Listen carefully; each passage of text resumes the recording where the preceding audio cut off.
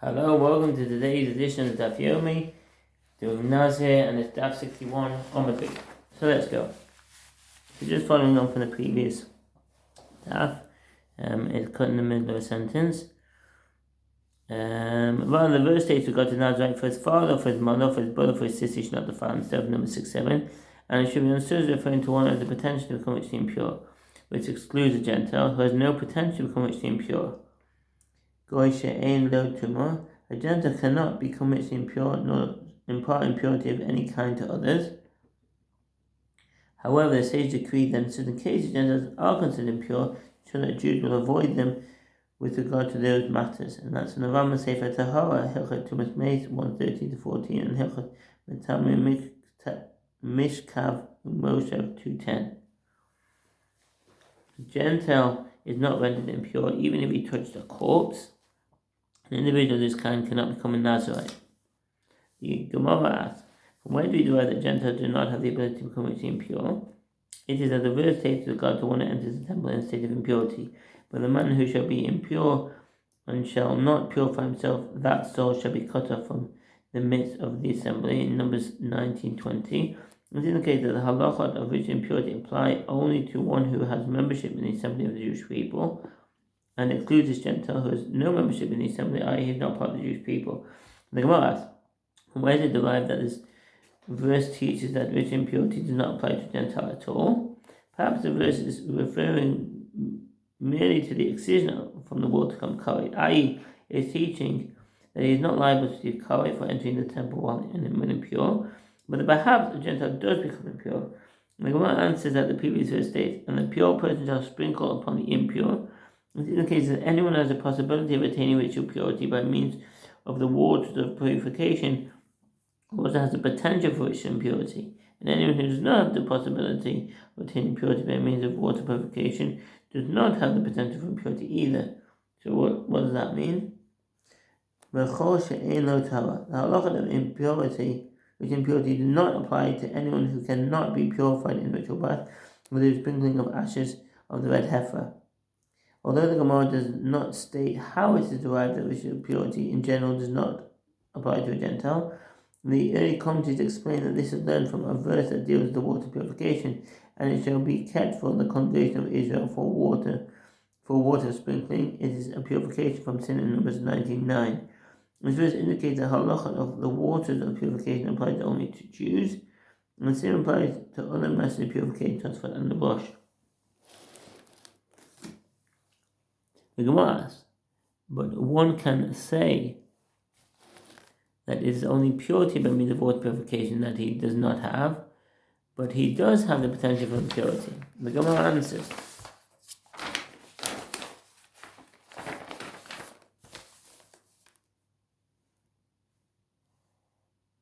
sorry, I've lost a place here.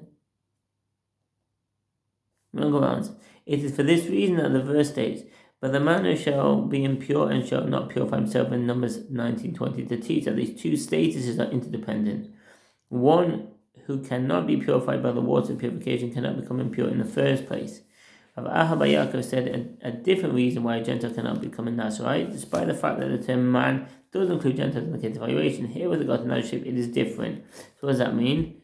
Here it is different. The commentaries explain that the statement of Rav Abba Yaakov refers back to the earlier claim that Nazirship does not apply to a Gentile because he does not have a father with regard to inheritance. Although the Gemara already refuted this suggestion by pointing out that a Gentile does not inherit from his father, Rav Abba maintains that the fact that Jews alone can bequeath their slaves shows that the inheritance of a Gentile is not a full inheritance. But it is noted that the reason why Gentiles cannot bequeath their slaves is because they do not have full ownership over them. They do not have full ownership of them. I.e., they do not own their bodies, but are merely maintain rights over them. Consequently, it might have been thought that this halach has no bearing on the states with regard to inheritance. Nevertheless, the fact that the verse links this halacha to the issue of inheritance is in general indicating that the concept of inheritance does not apply in full to Gentiles. And that's Rabbeinu Azriel cited in Shidi Mechubeset. As the verse prohibits a Nazirite from becoming impure for his father and mother. This prohibition is not relevant for Gentiles because the verse states, and you shall make them an inheritance for your children after you. In Leviticus 5:46, this verse establishes a child as one to whom a person can bequeath his slaves. So that this verse, Rav Aha bar Yaakov explains, this verse teaches that anyone who has inheritance, i.e. has the ability to bequeath his slaves to his children, also has the status of a father with regard to impurity, and the verse prohibiting a Nazirite from becoming impure to bury his father can be addressing him. But anyone who does not have inheritance does not have the status of a father with regard to impurity. Since a Gentile cannot bequeath slaves to his child, see Gittin 38a, status of a father with regard to impurity also does not apply to him. Consequently, the verse prohibiting a Nazirite from becoming impure to bury his father cannot be addressing. And the Gemara asks, if so, slaves should also not be included in halacha of impurity or Nazirite, as they too cannot bequeath slaves to their children. Rather, Rava said a different reason why a Gentile cannot become a Nazirite. Even though he's included in halacha evaluations, and despite the fact that the term man appears in both passages, granted with regard to evaluations, states speak the children of Israel in Leviticus 27:2. We want to know that the children of Israel can take a evaluation vow, but Gentiles cannot take a evaluation vow. One might have thought that Gentiles cannot be evaluated either. Therefore, the verse states man, Leviticus 27:2. So as to include a Gentile in only one aspect of the halacha evaluation, i.e. that a Gentile can be the subject of evaluation. This does not negate the derivation from the children of Israel that Gentiles are generally excluded. Rabbi continues his explanation. However, here in the case of Nazirship, there is no possibility of interpreting the word man to include a Gentile in only one aspect of halacha of Nazirship.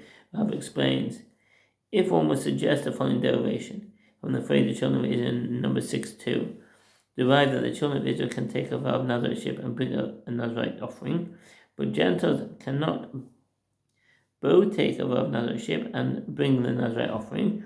One might have thought that Gentiles cannot be Nazirites at all. Therefore, the verse states man, which includes Gentiles in one aspect of halacha of Nazirship, i.e. that they become Nazirites. Rabbi continues his explanation. However, the sages would say in response to this suggestion, if the phrase the children of Israel is written, Jews need to exclude a Gentile from bringing a Nazirite offering. One does not need to derive the halacha from here, and this is because it is already derived from there, as a Braita teaches that the verse, any man from the house of Israel or of the strangers in Israel who sacrifices his offering, whether it be any of their vows or any of their gift offerings, which is a sacrifice to the Lord as a burnt offering, Leviticus 22:18, excludes the Gentile from the offering of Nazirite. This is the statement of Rabbi Yossi HaGalibi. Therefore, the phrase the children of Israel must exclude Gentiles from the entire passage of Nazirite, and not just from bringing the offering. The Gemara asks, but it can still be argued that the children of Israel is excluding a Gentile from only some aspects of Nazirite, as one can say that this phrase teaches that the children of Israel can take a vow of permanent Nazirite, but Gentiles cannot take a vow of permanent Nazirite. And one might have thought that Gentiles cannot be Nazirites at all. The verse therefore states man teaches that they can become Nazirites. The Gemara answers, Rabbi Yochanan said it is written a permanent Nazirite. Is it written permanent Nazirite? Since the verse does not specify that a particular type of Nazirite, it excludes Gentiles from all types. The Gemara offers another suggestion. It can still be argued that the children of Israel excluding Gentile from only some aspects of Nazirite, as one can say that this phrase teaches that the children of Israel can vow that their minor sons become Nazirites, but Gentiles cannot vow that the minor sons become Nazirites. And one might have thought that Gentiles cannot become Nazirites at all. The verse therefore states man to teach that they can become Nazirites. The Gemara answers, Rabbi Yochanan say that the fact that a father can take a vow that his minor son will be a Nazirite is halacha transmitted to Moses at Sinai with regard to a Nazirite. Since this halacha is not stated in the Torah, it cannot be excluded by a verse. The Gemara offers another suggestion. It can still be argued that the children of Israel is excluding a Gentile from only some aspects of Nazirite, as one can say that this phrase teaches that the children of Israel can shave. So what does that mean? Ema b'nei Yisrael megalchin chula. The suggestion of the Gemara that a Gentile is excluded only from using his late father's offerings for his own Nazirite is puzzling, as everyone agrees that regardless of whether he can accept Nazirite upon himself, a Gentile certainly cannot bring his Nazirite offerings. See the Rosh. Later Tony explained that although a Gentile cannot bring Nazirite offerings, he can bring voluntary offerings at the end of his period of Nazirship. It is therefore not unreasonable to suggest that the verse might be excluding a Gentile from using his day for his offerings.